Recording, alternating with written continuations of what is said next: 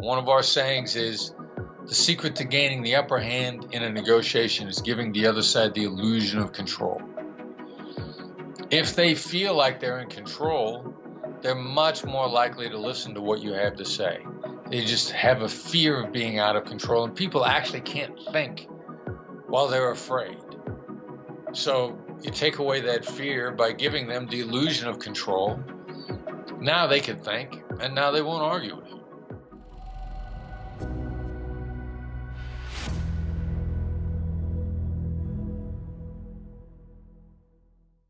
Hey guys, today we have a very special guest with us. He is Chris Voss. Chris Voss is a leading authority on the art, science, and practice of negotiation. He's a former FBI international hostage negotiator who engaged with some of the world's most dangerous criminals in some of the most high-pressure situations imaginable. In 2008, Chris transitioned to the private sector, founding the Black Swan Group, which empowers business executives, public servants, and other individuals with a crucial set of tools that enable them to become masters of negotiation. Chris is also the author of the best-selling book titled Never Split the Difference, which is an indispensable handbook of negotiation principles perfected from Chris Voss' remarkable career.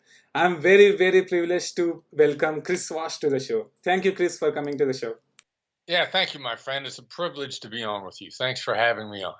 Thank you, Chris. Chris, before we go into the questions, can you share where can people connect with you and know about your courses? Yes, please come to my website, blackswanltd.com. BLACKSWANLTD.com. We've got a lot of material there. There's a lot of free material.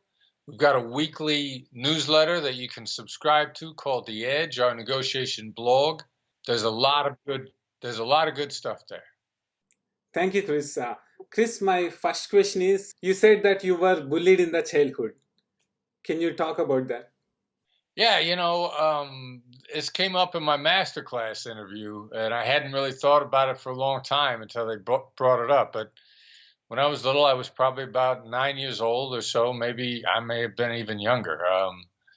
Neighborhood bully, a bunch of his kids were playing, and he decided he was going to pick on me and scare me as much as he possibly could, and he did. I was afraid. He told me we were playing this game where we're like riding our bikes in traffic, and he said I broke the law and I was going to go to prison and I was going to be executed, and I believed him. And he grabbed a hold of my bike and wouldn't let me go. And big kid, much bigger than me. And I was scared enough. And then, we were maybe a block or so away from my house. My mom came outside because it was time to go home. And at that age, when it was time to go home, she would always blow the whistle. And my mom blew the whistle. You had to go home. And I heard my mom blow the whistle, and he wouldn't let me go. I couldn't get away. And it was the first time that I'd never been able to get home. And it was the most afraid I'd ever been my entire life. And, that affected me as an adult. I mean, I hate bullies. My dedication in life has been to attack bullies, whether they be terrorists or kidnappers or whether they be somebody that's bullying somebody else in business. I mean, I want to attack the bully and defend the people that are being bullied by that bully. So that's sort of been my life's theme. Chris, how to deal with bullies? Well, the first thing is the recognition that a bully is really a coward to start with. They are fear-driven people. That's why they're bullying. And secondly, the first move is, to not be afraid of them. I mean, they're trying to use fear as a weapon against you. And as soon as that fear no longer works on you, they don't have any weapons left. I can remember when I was coaching the families of kidnap victims, and they would be besides themselves with fear. They'd just be overcome in fear. And the crazy thing is I'd say, good, I want you to be afraid. The interesting thing about fear or any negative emotion, really when you look at it straight on, instead of trying to get away from it, it goes away. It at least gets smaller. And every single time when they would say, look, we're scared, we don't know what to do. And I'd say, yeah, good, I want you to be even more afraid than you are now. And they would stop and they'd go like, what? That's stupid. Well, they didn't realize that I just snapped them out of fear immediately by telling them I wanted them to feel fear, and feel it even more. It's a crazy thing about the way the brain works. Some people would call it reverse psychology. I would just call it neuroscience. That's the way the brain actually works. So we harness that. I harnessed it in hostage negotiation. We actually harness it now in business negotiations. Chris, you say that every single human being on this planet, whether a businessman or a terrorist, is same when it comes to negotiation. What do you mean by that?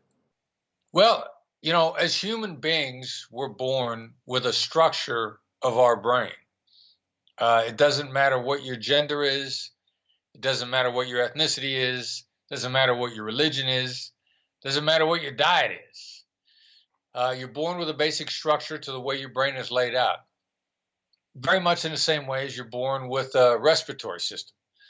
Everybody on Earth has the same lungs, a nose and a mouth. You breathe in oxygen and it processes. Well, the emotional part of your brain is very much like your respiratory system. We use that analogy all the time. I could ask you, when is your respiratory system not working? Well, when you're dead, that's the only time. When you're unconscious, when you're asleep, your respiratory system is working. So is your emotional system, your limbic system. I would ask you, can you control your breathing? Most people say, yeah, I can control my breathing.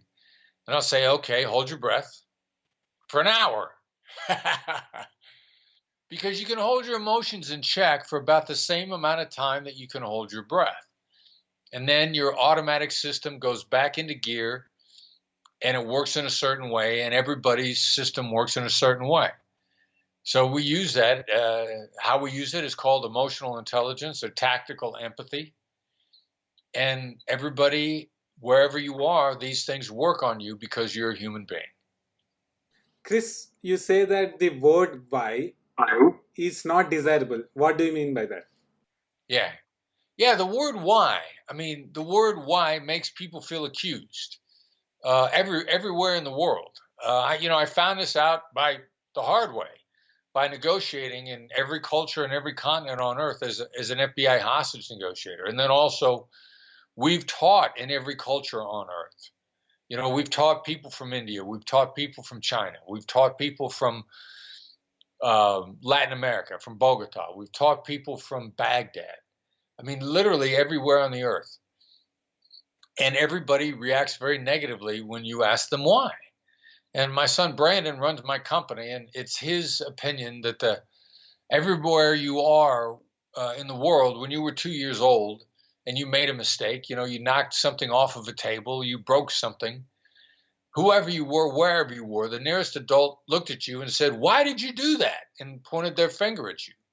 So every one of us have had it, expressed to them over and over again that when somebody says, "Why?" we just made a mistake. We don't know what it was, but somebody thinks we did something wrong. So it makes people feel accused all over the world, and it's a word you have to be extremely cautious of. Because in many cases, you do need to know why. You need to know why somebody wants something.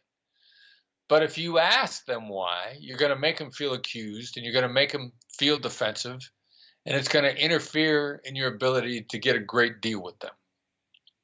Chris, what are some things we must keep in mind before negotiating? Well, the most important thing is whatever information you have about the situation, the deal, the challenge, the opportunity, whatever the reason is that you're negotiating, whatever information you have is different than the information the other side has. They've got information you don't have. You have information they don't have. It's different, no matter what. It doesn't equal. It's not exactly the same. What does that mean? They've got information that could be really helpful to you that might just change your entire point of view if you could find out what it was. Now, some of the information they have that they know you don't have, they know it's important. Some of it, the crazy thing is, they don't know it's important. There are a lot of people around the world that say, well, teach me how I can tell when somebody's lying. What kind of body language are they going to display? An American term for that is a tell, a Tell. And it's like for the game of poker, like you have tells in poker that reveal what your cards really are. Well, to have a tell that reveals what your cards really are, to have a body language move that reveals that you're hiding important information requires that you know that it's important. Now, the crazy idea is you don't know all the information is important because you don't know what the other side has either. What does this mean in a negotiation? You have to find out what the other side knows. Whatever you think is a good deal can't be the best deal because you don't know everything. So you have to approach a negotiation with an open mind, with the desire to gather information from the other side. Now, why do you want to use empathy? What makes empathy a good thing to use? Well, it makes them relax. It makes them want to tell you stuff. It makes them feel safe in revealing to you important information. That's the real reason to use empathy. You need a great relationship because you don't have all the information, and they have information that you need. So you got to get in there and gather the information from them to find out what it is. Chris, it is nothing but to find out the black swans of their, right? That's exactly right. We call them black swans. What are black swans? A black swan is a piece of information that changes everything. And there's always going to be pieces of information that change everything. And it's always going to be a surprise because you don't know everything. You just don't. They've got stuff that they know, and some of it they don't even know it matters. And this is where the black swans are. When the pieces of information begin to overlap, you begin to find out really interesting things that make for better deals. Chris, how to say no without hurting the others? Yeah, that's a critical issue. I mean, I think it's probably what my company is best at. And I'll tell you a little bit about the masterclass deal because, people get a chance to see masterclass all over the world. It's in India. It's everywhere. I don't even think it's in China. It's everywhere. So when masterclass first approached me and my team, we said no. Now, when we say no in a really nice way. We mean no, but we say it nicely. It's important to say it nicely. It's important to mean it and say it nicely. And we always tell people why we're saying no, why something doesn't work for us. And then we typically will say, how are we supposed to do that? And we talked with Masterclass, and it was principally an issue over ownership of the intellectual property. And they wanted to take ownership of the intellectual property that was discussed in a class, which is their standard deal. And I said to them, how? How are we supposed to give up ownership of our property? How are we supposed to give up ownership and stay in business? The great way to say no is to start out by just asking a great how question, which is usually, how am I supposed to do that? And the that in this case was give up the ownership of the property, the intellectual property. Now, we meant it when we said no, and I knew that they had good reason for why they wanted what they wanted. So I didn't want them to go away wondering why they didn't make the deal. And we actually said no to them 3 times. They kept coming back and saying, like, look, let's fix this. Let's work it out. We want a partnership. And I would say, well, how is it a partnership? If we're giving up our ownership,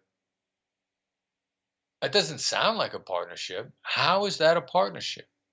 Now, what I'm using are very specific negotiation skills when I say these things. That's a how question. We call it a calibrated question. When I say it doesn't sound like a partnership, that's a label, sound like.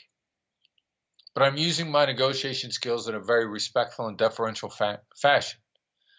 And they finally said to us, like, well, you make really good points. You're completely right. The problem is we don't have the authority. Only our founder, David, has that authority. And it's our job to negotiate deals on behalf of David. And again, I said, I understand that. That makes sense. I know that David doesn't want to get in a call with everybody that you're dealing with. So thank you very much, but no, thank you. We're not going to take your deal. We said it nicely. Always be respectful and deferential. They arranged for a call with David, who's a complete gentleman. He's a wonderful human being. He's very, very smart, and he's very understanding. And we worked it out, and we made the deal. And I think the critical thing was we said no nicely, and we meant it. And since they didn't have their feelings hurt by the way we said no, most people say no in a very mean way or a very manipulative way, and it hurts the other side's feelings. That doesn't help anybody. Since we said it respectfully, what they said to themselves was, these are people we can deal with. We can have a disagreement without being disagreeable. And because we don't have to be disagreeable, we can probably work out a solution. And we did, and we're very happy with the deal that we have with Masterclass. They're great partners, and the material is phenomenal. Yes, Chris, that's awesome. And recently also I have used this how question technique, and I got like a $200 coupon in return. And it really See, works. one simple question was worth $200. Yes, Chris. Well done. Well done. Thank you, Chris. Chris, my next question is, what is the importance of silence while communicating with others? Silence is extremely important. It's important for a number of reasons. Sometimes people just need a chance to think, and they can't think if you're talking. I mean, all the time I'll be in conversations with someone, a negotiation. It might be somebody on my team, and I'll want to think about what they said, or I want to write it down, and they'll keep talking, because they're very uncomfortable with the silence. People are uncomfortable with silence, and I'll say, stop, stop, stop, stop. You got to give me a chance to think. Please let me think. And then they'll be okay with the silence because I'll need time to think. So it's important for that reason. Many times, the other side is going to want to talk, just like the other person that I was describing in that conversation. Every time I went silent, they kept talking. Well, if you want them to keep talking, a great way to do it is just go silent. They won't be able to stand it. They'll start talking. And again, like what I was talking about before, they're probably going to reveal black swans. They're going to tell you things when you're silent. They're going to give you a lot of information because they're uncomfortable with silence. So it's a good way to get the other side talking. It's a good way to get them to give you great information. Going silent is a wonderful negotiation technique. Chris, how to deal with aggressive people and confrontational people? Well, aggressive people, confrontational people are afraid of being out of control. It's actually a very fear-driven behavior. And as silly as it sounds, a great way to get them to calm down is just to say, look, wow, you're in control. Wow, you are so powerful. Wow, you have so much leverage. Just recognizing and satisfying the fear that they have will get them to relax. They're afraid of being attacked by you. They're afraid of being out of control. One of our sayings is, the secret to gaining the upper hand in a negotiation is giving the other side the illusion of control. If they feel like they're in control, they're much more likely to listen to what you have to say. They just have a fear of being out of control, and people actually can't think while they're afraid. So you take away that fear by giving them the illusion of control. Now they can think, and now they won't argue with you. Chris, in the book you have written that the people who use I and me are not the main ones. What do you mean by that? Right. Yeah, personal pronouns. Whether you use singular or plural pronouns is really important. If they're using I, me, my, if they're talking a lot, if they seem to have a great big ego, very self-centered, well, the fact of the matter is they don't have a lot of power on their side. They're trying to make themselves look powerful. They feel insecure about their power in the negotiation, and they're trying to build themselves up. And they don't have power on their side. They might just be order takers. Now, the flip side of that, the opposite of that is the person who claims to be very weak at the table. They'll use plural pronouns all the time. I've got a team. My team is really important to me. I can't do anything without my team's permission. I got a board of directors, whoever they're blaming that are not there. Well, this is a very smart, very powerful negotiator. They know they have a lot of authority, and they don't want you to know that. They want you to think that they're helpless. So what does this tell you? Well, hopefully the person you're talking to is using plural pronouns, because you're talking to a very important person. And you need to be cautious at the same time. You can get good agreements from these people as long as you're gentle and don't try to back them into a corner. So be gentle with them. Use a lot of empathy. Be patient and understanding, and your agreements are going to be good. Now, what about the other guy? What about the guy or gal, the man or woman who uses the singular pronouns? Well, while they don't have authority, they do have information. They got a lot of information. We were talking about that earlier. And they're going to be in a position to advise the decision makers on the other side, or to tell you who's even more important than the decision maker is the deal killer, the deal breaker. There are a lot of people that will not come to the table because either they were kept away, which means they're against the deal because they were kept away, or they don't like the deal, or they've just been pushed off to the side. But these are the people that will break your deal. They're deal breakers. They're very important. And your point of contact is going to have information about them. And you're going to want to ask questions such as, how do the people who are affected by this deal, how do they feel? How do they feel about being left out? How do we know they're okay with this deal? Now, if you ask those questions multiple times, your point of contact will get nervous and actually go to those people and start talking to them and include them, which probably solves most of the problems that you had to begin with, because they just needed to feel included. So your point of contact with singular pronouns, I, me, and my, is still a very useful person who can be very helpful in the negotiation. Chris, you say that getting a no is more important than getting a yes. Can you talk about that? Well, people give fake yeses all the time. People are used to getting trapped into deals with yes. So since they get trapped all the time with yes, then they'll just give you a fake yes because they want to hear what you have to say, or they want you to teach them how to do something, or they want your advice for free. But the fake yes is a real problem. So most of the time, actually, the answer yes is fake. The other person just wants you to keep talking, to give them information that they didn't otherwise have. So the crazy thing is, when people say no, they feel safe and protected. That's why people say no all the time, or they avoid saying yes. Even in cultures where the word no is supposed to reject the other side, but people will say no all the time to protect themselves. And you could say things like, do you disagree, instead of do you agree? Well, they're not rejecting you when they say no to do you disagree. So they'll say no. They'll say, no, I don't disagree, but I have these problems. Or you can say to them, is this a ridiculous idea, instead of, is this a good idea? Because if you say to them, is this a good idea, and they say yes to that, they're going to feel like they have to make the deal. But if you say, is this a ridiculous idea, they can say no. Because they can say no to that, they don't feel like they have to make the deal. They'll say, no, it's not a ridiculous idea, but here are the following problems.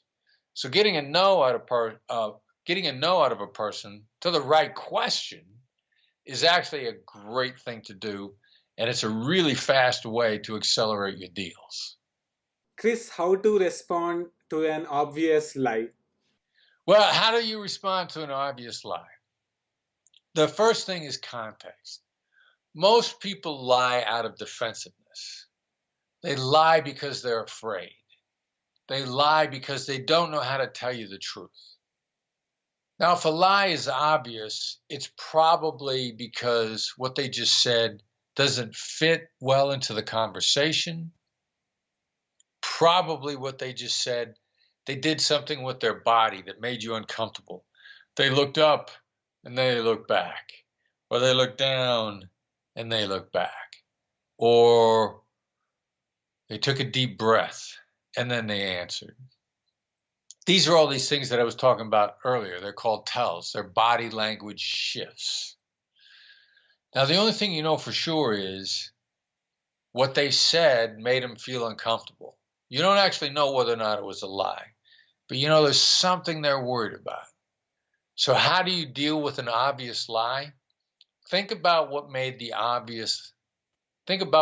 lie obvious, and then just label it. If you looked up and then back at me before you answered, I could say, well, I heard you say yes, but it seems like something bothered you. You know, I labeled the body language shift. Or let's say what they said is an obvious lie because it's different than the information that you have. They didn't do anything physically, but it's different than what they said before or the information that you have. Well, you label that too. You say, well, I heard you say that this deal is no problem for you, or whatever it is that they just said. But it seems like that doesn't add up with what you said before. You got to say that with curiosity at the end, not so that it's an accusation. Curiosity is really important because of the way it hits a person's brain. And that's the way you say it with curiosity. Or if it's different from your information, then you could say, well, I heard you say that you could do that on the date that you said. But that seems different than the information we have. You know, you're using a label to compare things. And people like it when you compare things because it doesn't feel like an accusation. And you did it in a really gentle way, which let them know it's okay to talk about it. I will listen. And so that's really the way you handle an obvious lie. You use a label, you're deferential, you sound curious, and you use the label to compare what they said, which was the lie, compare it with their body language, compare it with what they said in the past, compare it with other information that you have. You're just making a comparison, and then you're watching their reaction, and then you're labeling their reaction until you get them to feel safe enough to tell you the truth. Chris, you say that last impression is lasting impression. What do you mean by that? Yeah, the last impression is the lasting impression. I mean, this is another thing that's a human nature dynamic. We call it in my company, we call it a law of gravity. You know, no matter where you are, gravity works. And it works all the time.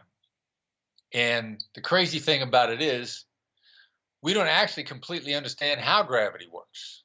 I mean, I listen to shows about physics and the galaxy and how the world works all the time. And there are crazy theories about gravity. The bottom line is nobody knows how it works, but it works. If you climb to the top of a building and you step off, you are going to hit the ground. So the last impression is the lasting impression is a law of gravity. People remember how things ended. Because of that, you can use that to your advantage to make people feel good about the interaction.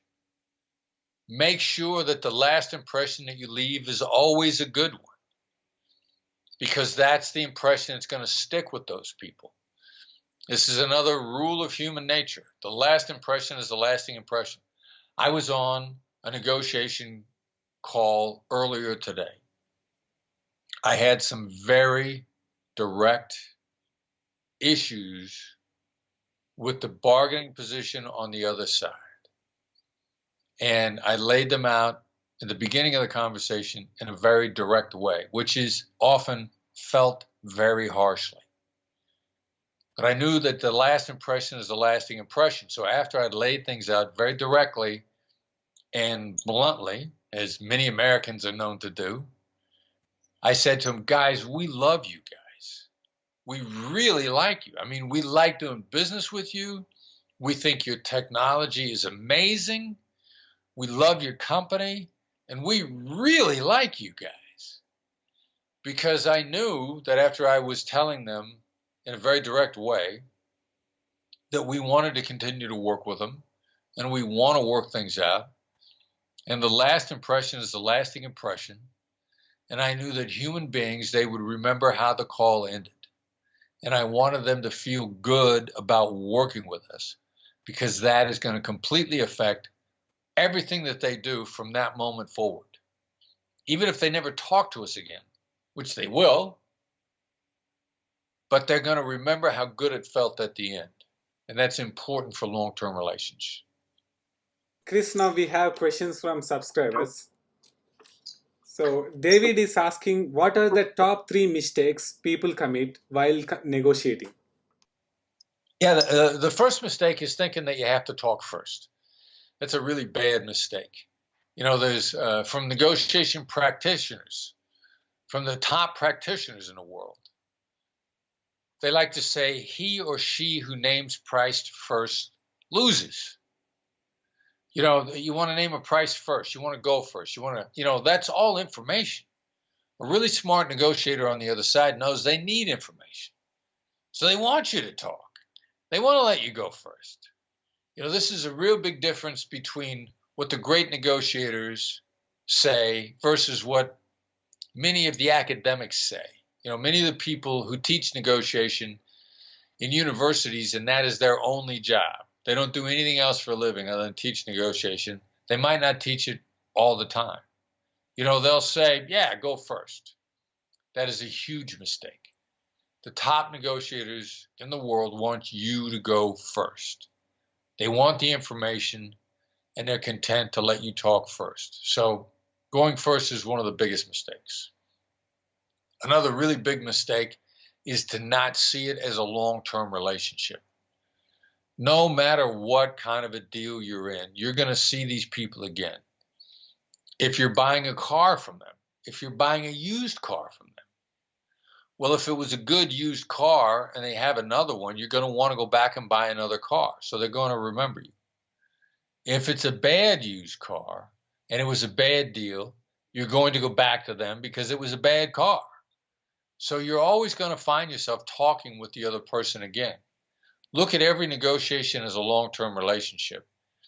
Even if you don't see them again, they're going to tell people about you. And the people they know are going to be in your world, and they're going to hear what dealing with you was like. And you want those words to be good. So always look at every negotiation as if it's going to be a long-term relationship that you're going to have to live with for a very long time. And your negotiations will be much more successful. Frank is asking, can you give some tips to be successful in a job interview? Yeah, job interview is like any other negotiation. And the amount of money is only one term. Price is only a number. And I can pick any deal in the world. And if you give me my price, whatever I ask for, I can make it a great deal for you, or I can make it a horrible deal for you based on everything else that's involved. So in a job negotiation, don't focus only on salary. Focus on what would make that salary a good deal. Focus on the job creating your future. Salary is an important issue, but it won't make your deal. It might break your deal, but it won't make your deal. So talk with them, whatever their salary offer is, even if it's low. You can say, all right, well, let's put that off to the side and talk about what would make this a great deal. You know, there's no shortage of business people on the planet that you admire, that you would work for almost nothing. I mean, if I could be Warren Buffett's assistant for a year, I would work for minimum wage. And believe me, my company charges a lot more than minimum wage for my time. But it would be worth it to me to be involved with Warren Buffett.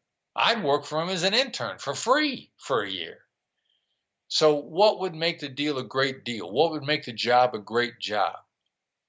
If you focus on that, then you begin to focus on your success, which also means if you were successful, they're happy they hired you, which puts them in a position to pay you even more on down, further down in time, further, next year, a year from now. And if they don't pay you more when you were successful, that makes you marketable and a great hire for somebody else who will pay you. Chris, Jessica is asking how to negotiate through emails. Do less through your emails. Emails are a really funny thing. Everybody likes to write long emails and everybody hates to read them. And the first thing I got to teach you is to not write an email that you would hate to read yourself. So think of emails more as playing chess. If you were playing chess through email, you'd only put one thing in the email. You'd only put one move. So put one move in your email. Look to make one point. Remember, the last impression is the lasting impression. So you have to finish that email with positive comments. In many cases, how you would start the email should probably be how you end it. If you naturally start the email off by saying positive things, you could still do that, but it has to be at the end also. In many cases, if my email is going to have negative things in it, and they do, I don't start off the email with positive things. I start the email preparing someone for the bad news.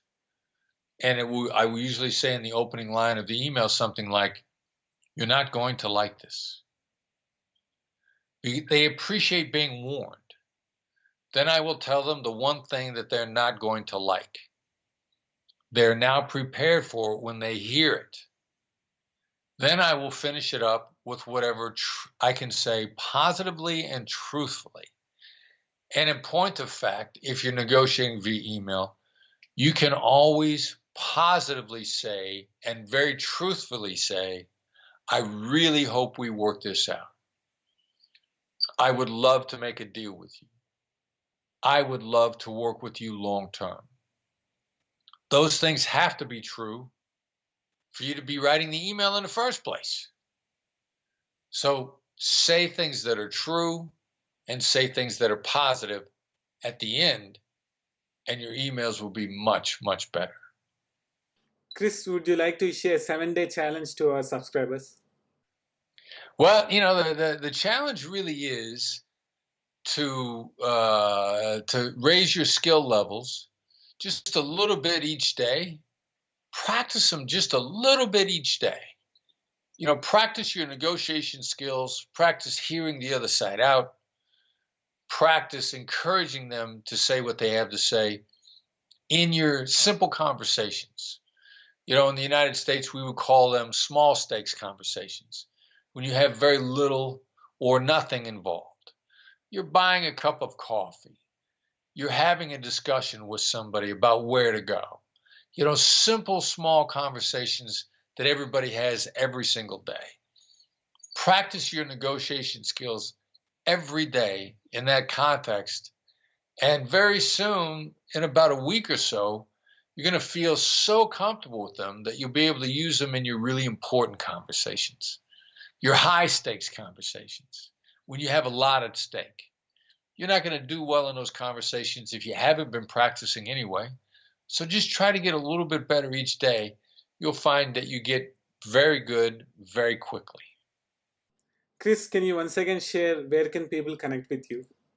Well, the best way to connect with me and my company and all the things that we can do for you is on our website, and actually by subscribing to our to our blog via email.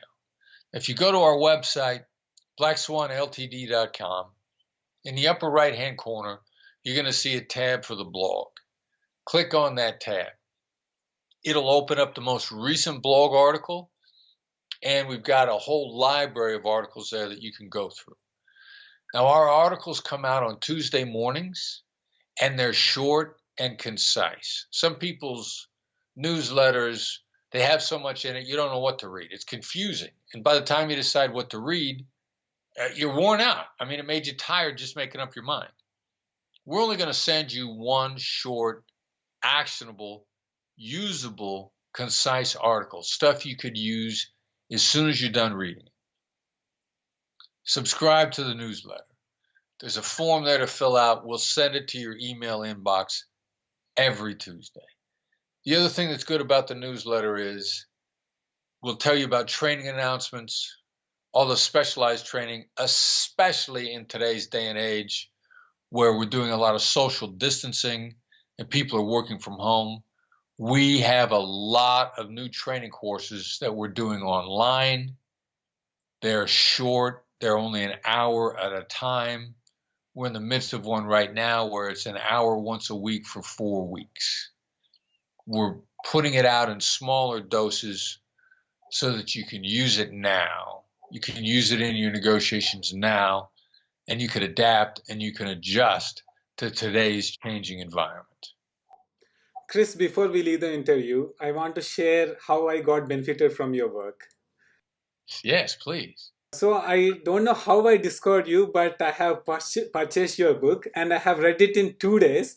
And if you can see, I almost folded every single page and almost underlined everything because it is so awesome and easy to implement that it will give you instant results. For example, as I said before, I got so many coupons and I also calmed down many people who are angry.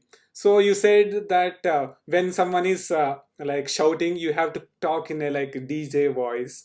And Right. Yes. so I have talked in that manner, and they suddenly became chilled. Like they were talking also very nicely. So that is very awesome. And I have enrolled in the master class of yours, and it is one of the best online courses of all time. And in fact, in the master class, you have mentioned about how to write emails. And I have used that procedure to invite all the guests on my show, including you. So I'm very, very grateful to you and your work. Very nice. Well done. Yeah, and that's exactly what we love about the book. I mean, it's easy to implement what you learn, and it works. No, good for you. Very nice. Congratulations. Thank you, Chris. Chris, thank you once again for coming on to the show and enlightening us. Thank you very much. It is my pleasure. It's a privilege to be on with you. Thank you. Subscribe to BNS Goku Great.